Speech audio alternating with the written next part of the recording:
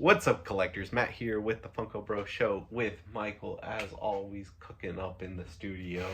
And honestly, kind of a dry week for news. Not a whole lot, but that does give us a good opportunity to discuss broader Funko topics. And I think we're going to talk about something that we've been discussing for like the past week now on chases and how those should be handled. We have some different views. What about NYCC? Oh, I mean, we could mention New York. I mean, it's rumors still, so Yeah. maybe nothing to get too excited about. Yeah, but New York Comic Con is coming around. Yeah. So kind of a big event. So we got a couple rumors, hopefully, but nothing crazy yet. Yeah. So hopefully we get some good stuff. We'll see that. But yeah, so we'll keep you guys posted on that. Okay. Yeah. Yeah, but I think. Sorry, it's sad. But back to chases. Yeah, chases. So we have some different views on what they should do. Yeah. But if you collect, you know that chases are not in a good spot right now. You got a lot of people who will just go camp out at stores just to grab it and then sell it the very next day. Same day. Same day for, especially the ones that just dropped, like the Funko exclusive Inoshibe. Inuyasha. Like that one? What was her name? Karara or something? I don't remember. Haven't seen it yet. But, sorry, guys. It was just recommended to me on eBay, and it's going for 100 plus already, which for a chase, it's like that's way too much, and like obviously since it just came out, it's gonna be at a higher price, but with the hype, yeah. But we were trying to discuss on what Funko should do to help with this problem of chase hunters, and what I'm thinking is that they should do 2 out of 6 every case. But I know you're not totally on board with that. So what do you think they should do?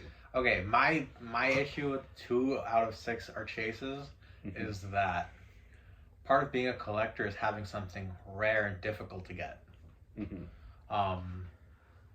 You don't just want, if everybody has it, it's not as special. Granted, it's still cool, you still like it, and maybe that sounds kind of I don't know, selfish. Yeah. And I definitely don't want to gatekeep. I think it's great that there are a lot of good commons out there.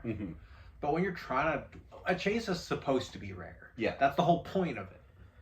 Yeah, but I feel like you going from just under 20%, bringing that up to a 33% chance to get. Yeah. I don't feel like that's totally nullifying the value of it. Definitely not. It's not nullifying it, it's just reducing it. But I feel like that doesn't reduce it in enough of a way to make a huge impact. That's my perspective on it. Yeah. And I wouldn't be completely opposed to it. But yeah, I definitely think something has to change in the chase community. Yeah. Because, and once again, scalpers are what's ruining this. Sadly. Yeah. Because, like, I know, I just saw a video the other day of someone who was camping out of a mall on a Thursday right before restock. And, he's sitting there at, like, 8 a.m. and it's, like, the store doesn't open till, 10, 11.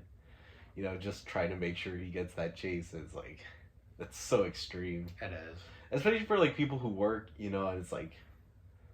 Like, with the Blue Beetle set, like, I couldn't just sit outside of a store waiting to try to grab a Blue Beetle chase. And it's like, by the time I did get there, there weren't any around, so... Yeah.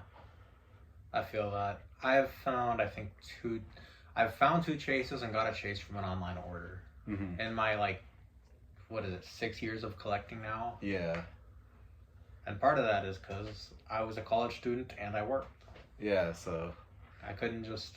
It's not like you can just sit there and wait. the store open. Yeah, so... I mean, that's... What do you think they should do? I mean, we talked about blind bags earlier. Yeah. I definitely think that balances the playing field, if you will, more. Mm-hmm. And it does add chance to it. It makes it a true chase. And that is something I love about the die casts and the sodas. Mm-hmm. And that would be a lot more difficult with Funko. Mm-hmm. So it's hard to say for sure. But Yeah. if they could incorporate some randomized feature. Yeah. So that you can't just, go through everything, pick the chase out, and leave. Because I will say, I thought sodas were a great idea. And it does make me sad when you see stores like Walmart and Target having to like individually lock sodas just because so many people have been ripping them open. Or like, I know at our local 5, the only way to get a soda is by asking the cashier because they're all In the back. behind the counter, Yeah. you know? Yeah, behind the counter.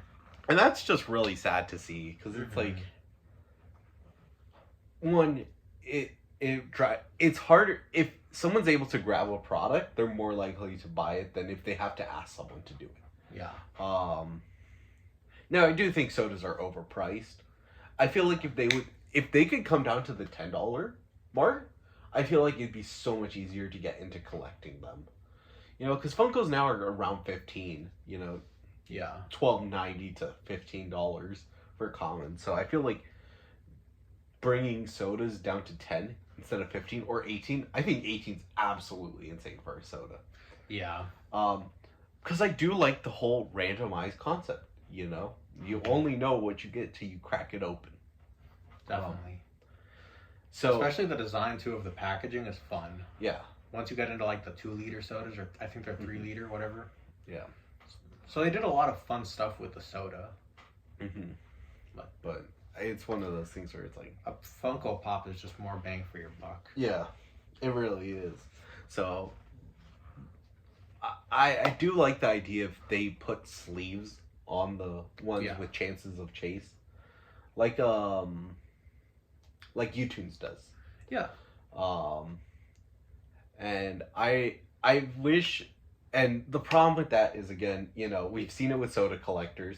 They just rip through the packages. So, if they do that, it's gonna be really annoying just to see them all getting locked up or behind counters.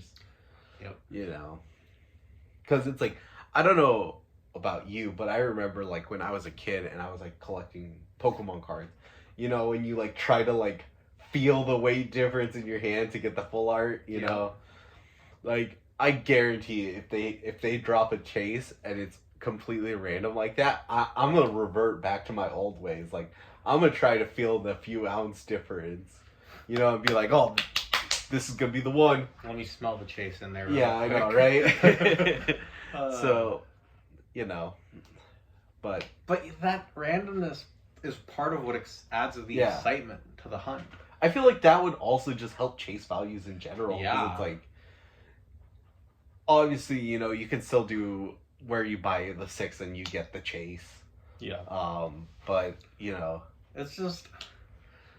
My only fear with that is that if these scalpers move their tactics to where it's like they buy multiple cases and they remove the chase and then just put another one in.